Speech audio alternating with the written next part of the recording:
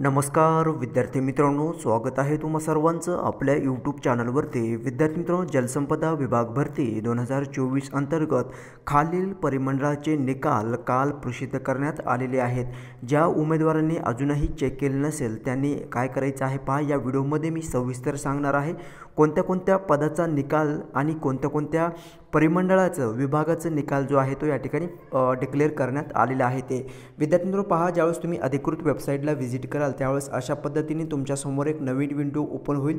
त्यावरती तुम्हाला काय करायचं आहे पहा, सरळ सेवा भरती या ऑप्शनवरती क्लिक करायचं आहे आणि सरळ सेवा भरती सन 2023 वरती क्लिक करायचं आहे आणि ऑफिशियल वेबसाईटवरती ज्या काही रिक्रुटमेंट प्रोसेस आहेत 2023 मधल्या त्या नवीन विंडोवरती तुम्हाला ते घेऊन जाईल आणि त्यावेळेस तुम्हाला जी काही भरती प्रक्रिया 2023च्या सुरू आहे त्या संदर्भात योग्य माहिती भेटेल। पहा, या ठिकाणी तुम्ही पाहू शकता सर्व परिमंडळाचे निकाल जे आहे ते या ठिकाणी प्रसिद्ध करण्यात आलेले आहे।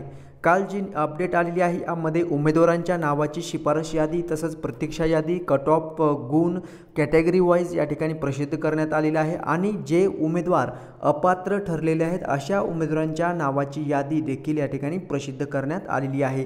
काल विद्यार्थी मित्रांनो पहा, अधीक्षक अभियंता व संचालक पाटबंधारे संशोधन व विकास संचालनालय व परिमंडळीय अधिकारी परिमंडळ पुणे विभागाचे या ठिकाणी लागलेला आहे। यामध्ये स्थापत्य अभियांत्रिकी सहाय्यक गट क या पदाचा निकाल तुम्ही पाहू शकता।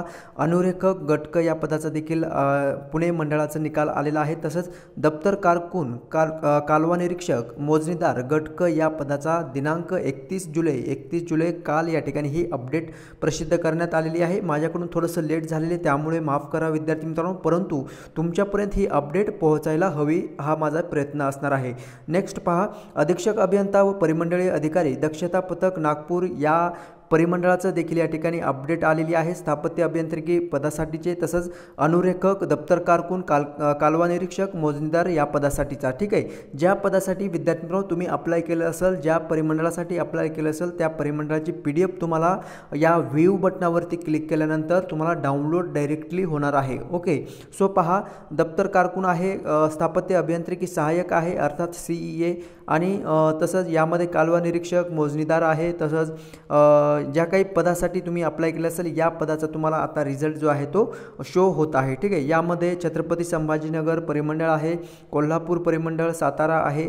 यामध्ये अनुरेखक दप्तर कारकून मोजणीदार कालवा निरीक्षक स्थापत्य अभियांत्रिकी सहाय्यक या पदाचा निकाल विद्यार्थी मित्रांनो तुम्हाला पाहता येणार आहे। ठीक आहे, याची लिंक जी आहे ते तुम्हाला डिस्क्रिप्शनमध्ये प्रोव्हाइड करतो, त्या लिंकवरती क्लिक करा आणि या वेबसाईटला व्हिजिट करून तुम्ही ज्या पदासाठी अप्लाय केलं असेल त्या पदाची PDF डाउनलोड करून घ्या आणि तुमचं नाव जे यादीमध्ये आहे ते चेक करायचं आहे, कोणत्या यादीमध्ये असणार आहे, ते पात्र आहे की अपात्र या यादीमध्ये। ओके, आणि कॅटेगरी वाईज तुमचं कट ऑफ जो आहे ते देखील तुम्ही या ठिकाणी पाहू शकता। ठीक आहे, आता स्थापत्य अभियांत्रिकी सहाय्यक या पदासाठीची ही PDF मी डाउनलोड करून घेतो फॉर एक्झाम्पलसाठी।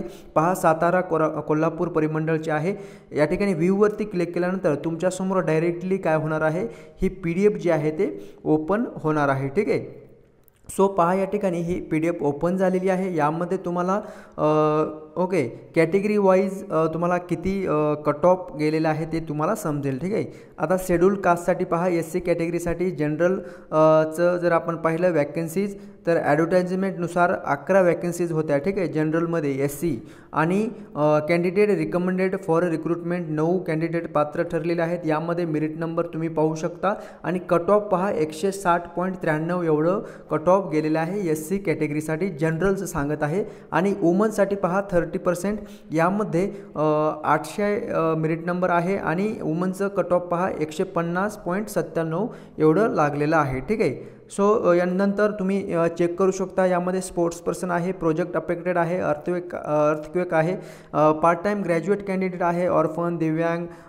तसंच जे काही कॅन्डिडेटचे हे आहेत समांतर आरक्षण आहे त्यानुसार तुम्ही या ठिकाणी कट ऑफ जे आहे ते पाहू शकता। ठीक आहे, सो नंतर कॅटेगरी ज्या प्रवर्गासाठी विद्यार्थी मित्र तुम्ही आपल्याला सर्व प्रवर्गाचे या ठिकाणी कट ऑफ जे आहे ते जाहीर करण्यात आलेले आहे। VJAचं देखील या ठिकाणी तुम्ही पाहू शकता व VJA जनरलसाठी पहा 155 मार्क या ठिकाणी लागलेला आहे। तसंच फिमेल कॅन्डिडेटसाठी 148 तुम्ही या ठिकाणी पाहू शकता। ओके, सो ही अपडेट आलेली आहे। यामध्ये पात्र अपात्र कॅन्डिडेटची लिस्ट देखील या ठिकाणी तुम्ही पाहू शकता।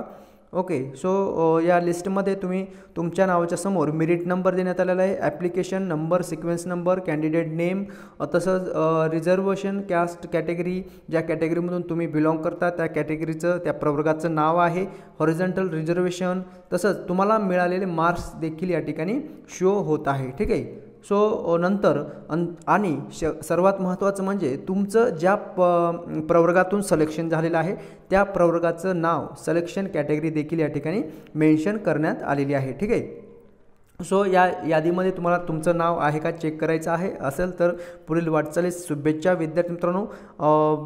पाहूयात नवीन अपडेट घेऊन नवीन व्हिडिओमध्ये। सो जर तुम्ही नवीन चॅनल पाहत असाल तर चॅनलला लगेच सबस्क्राईब करून ठेवायचं आहे आणि माहिती जर समजलेली असेल तर लाईक जरूर करायचे आहे। ठीक आहे, सो या ठिकाणी तुम्ही पाहू शकता कॅन्डिडेट ॲज पर ॲडव्हर्टाइजमेंट 260 होते, कॅन्डिडेट अवेलेबल 227 झालेले आहेत आणि नॉट अवेलेबल 33 कॅन्डिडेट काय झालेले आहेत, त्यांना मिळाले नाही। ओके, सो जवळपास 227 कॅन्डिडेट काय झालेले आहेत त्यांना उपलब्ध किंवा या भरती प्रक्रियेतून भेटलेले आहेत। ठीक आहे, सो भेटूयात नेक्स्ट अपडेट घेऊन नवीन व्हिडिओमध्ये। धन्यवाद।